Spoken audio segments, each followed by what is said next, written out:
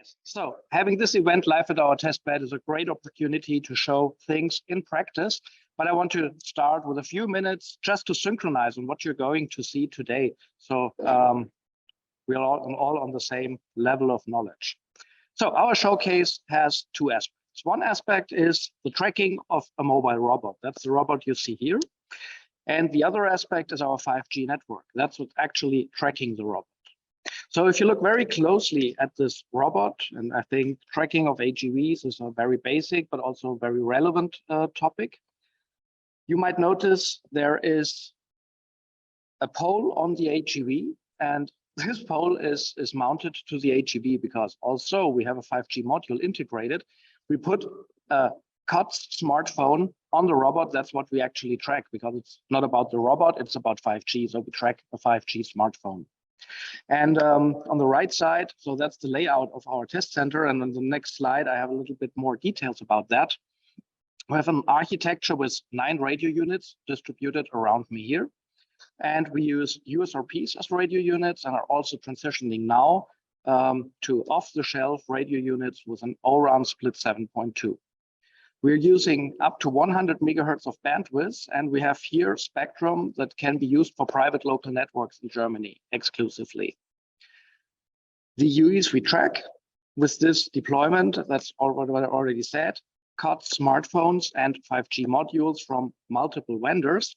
And the methods we use to track the smartphone with accuracy of a few decimeters is actually Uplink TDOA. And this Uplink TDOA positioning procedure consists of 3 main steps. The first step is the network and the serving cell of the network, to be more precisely, configures the UE to transmit SRS, sounding reference signals. That's the signals we use for the actual tracking.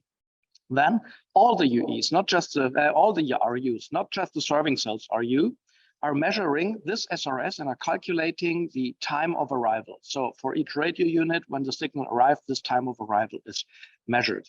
And based on this time differences, depending on where the UE is, the signal will reach a specific radio unit sooner or later. Based on these time differences, we can calculate the actual position of the UE.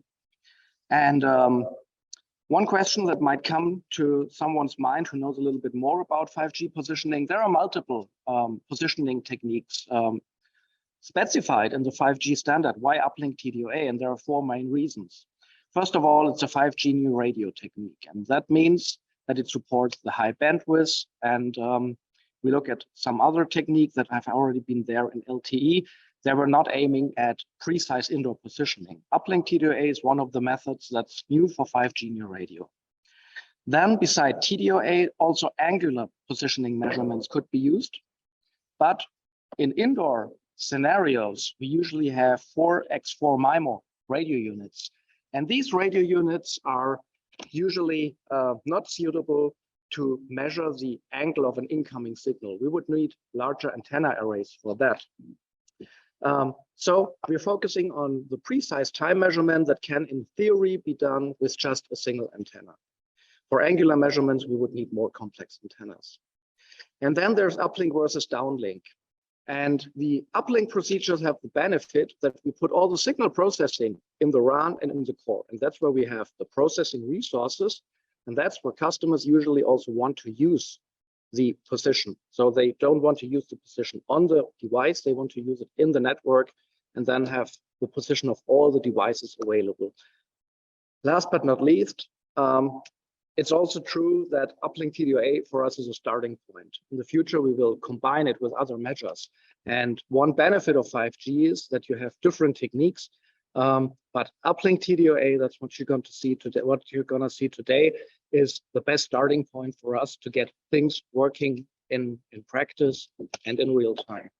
What you see here is our dashboard. And on this dashboard, you can see the mobile robot that I'm pretty sure you have spotted in the background already.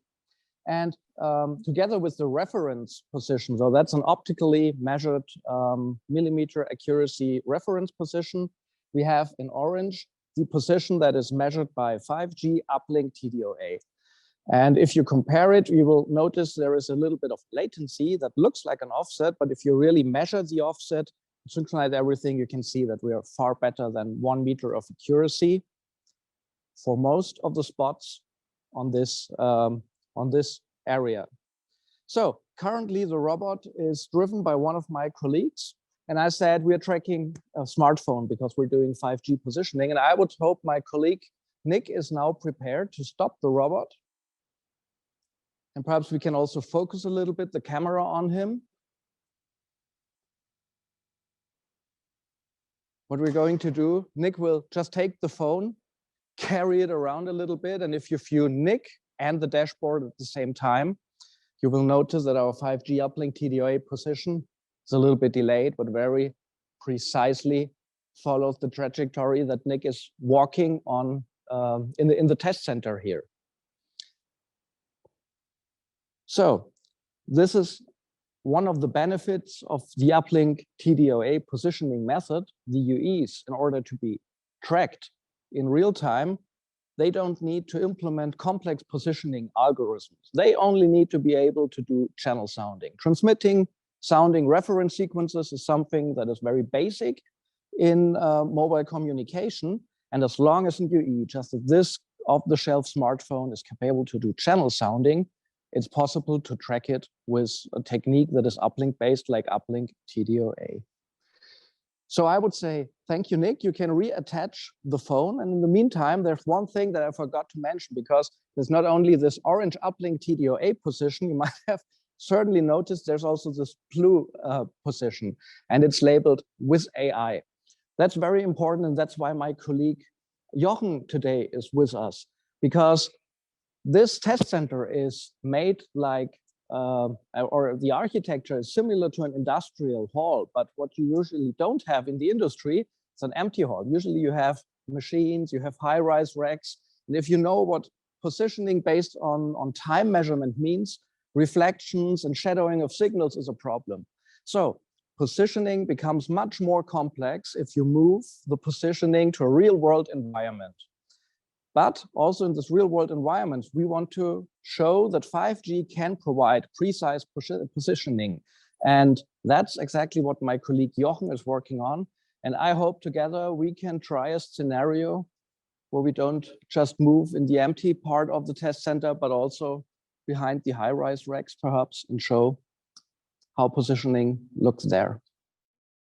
You see the robot moving between the shelves. What you maybe have already recognized is that the Uplink TDOA position in orange is traveling around a lot while the robot is following a track. So this is because behind the shelves, we have a complex signal propagation. That means we have reflections, we have also scattering at the edges, at the metal parts of the shelves, for example. And we have, of course, blocking of signals. And this all causes a delay on the propagation path of the signal while it is traveling here. So for example, if you have a base station here, signals coming here and here with the reflection. What we did on the AI-based approach is we collected measurements in a training phase here in the environment together with reference positions as labels. And we use these measurements, so channel state information, to train neural networks that and with these models that we trained, we can then do the positioning of our mobile robot. And you see that this blue position here behind the shelves follows the robot quite well. One challenge is, of course, that you have first to collect this data and you have later to maintain this data so that the position stays very accurate over a long time. And another challenge is, of course, that when the environment changes, you need also new positions. But this I will show you later in the slides. Now the robot is traveling back again. We see in the empty area, sometimes the Uplink TDOA position is better than the machine learning based approach. Why is that? Because it's almost a perfect approach that you can use in an empty space. So if you would do a positioning system later for your use cases, you want to have Uplink TDOA, for example, in the empty spaces to be very precise. And you want machine learning based approaches for areas where you have the complex signal propagation with reflections, scatterings, absorptions, and so on and so on. So now the robot is coming back again.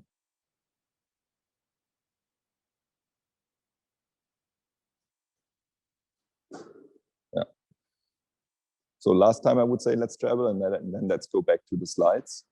You saw now here in the testbed already in the demonstration that we can do uplink TDOA-based positioning. We also can use AI-based approaches to assist the positioning in areas where we have a complex signal propagation. And it's not only working on predefined tracks that, for example, a robot is traveling on. It's also working if you just take the smartphone in hand. So that means you just need a 5G modem and you can start tracking in your environments. So far the demonstration. Now let's prepare again for the presentations.